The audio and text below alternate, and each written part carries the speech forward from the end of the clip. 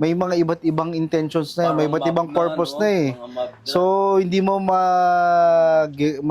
Anong maintindihan hangarin nila? kung ano na ba talaga yung purpose mo, bakit ka nandun. Mayor Planax. Diba?